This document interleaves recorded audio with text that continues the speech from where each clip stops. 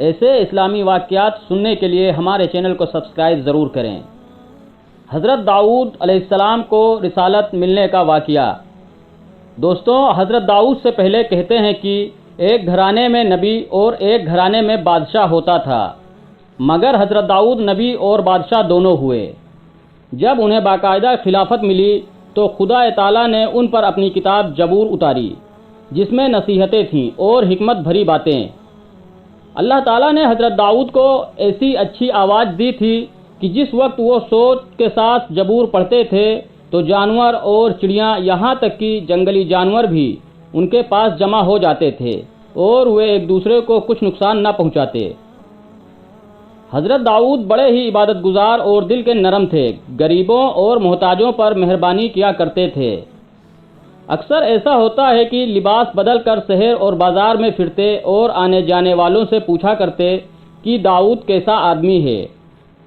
ایک دن ایسا ہوا کہ حضرت داؤد بازار میں جا رہے تھے، ایک فرشتہ مسافر کی شکل میں آیا۔ جب حضرت داؤد نے اس سے پوچھا کہ داؤد کیسا آدمی ہے تو فرشتے نے کہا، اگر داؤد میں ایک عیب نہ ہوتا تو بہت اچھا آدمی تھا۔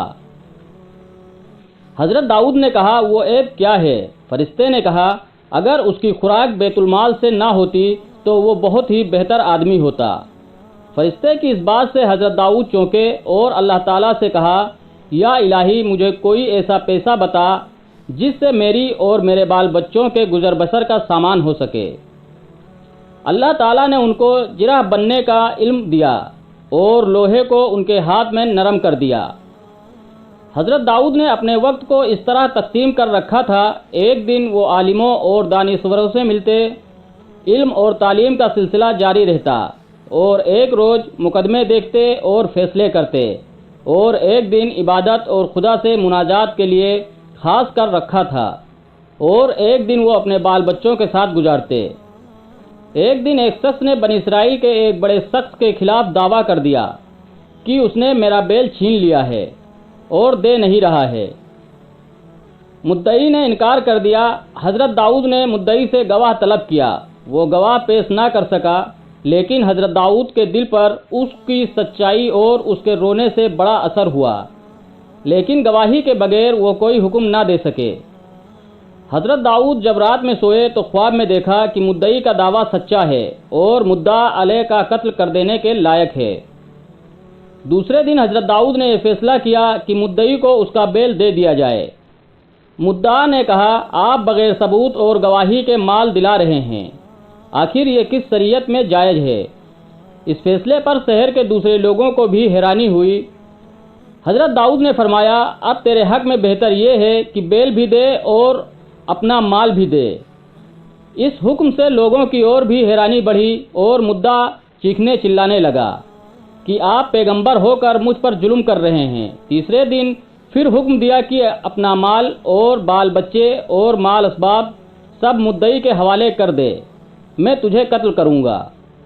شہر کے لوگ دانتوں میں انگلیاں دبائے حیران ہو گئے۔ حضرت داؤد نے مدعا کو گرفتار کرایا اور شہر میں اعلان کرا دیا کہ کل سب لوگ شہر سے باہر جمع ہوں۔ دوسرے دن حکم کے مطابق شہر کے سارے لوگ باہر جمع ہوئے اور مدعا کو سولی کے نیچے کھڑا کیا گیا۔ حضرت داؤد نے ایک درخت کی جڑ کھودنے کا حکم دیا، وہاں مدعی کا مرا ہوا باپ دفن تھا، اس کے ساتھ ایک چھری جس پر مقتول کا نام خدا ہوا تھا۔ حضرت داؤد نے فرمایا، یہ مدعی کے باپ کا غلام تھا، اس نے اپنے آقا کو قتل کیا اور اس کے مال اسباب پر بھی قبضہ کر لیا، اور اب یہ ظالم اپنے آقا کے بیٹے کو، جس کا سب مال اس نے ہڑپ کر لیا ہے، ایک بیل بھی دینا نہیں چاہتا۔ اس لیے خدا کے حکم کے مطابق ہم اسے قصاص میں قتل کرتے ہیں اور یہ سب مال مدعی کو دلواتے ہیں۔ اس فیصلے کے بعد لوگوں کے دلوں پر حضرت داؤد کی کچھ ایسی ہیبت چھا گئی کہ وہ تنہائی میں بھی شریعت کے خلاف چلنے کی ہمت نہیں کر سکتے تھے۔ قرآن میں ہے کہ ہم نے اس کی بادشاہی کو مضبوط کیا اور اسے حکمت عطا کی اور دو ٹوک باتیں کرنے کی قدرت بخشی۔ جزاکم اللہ خیر۔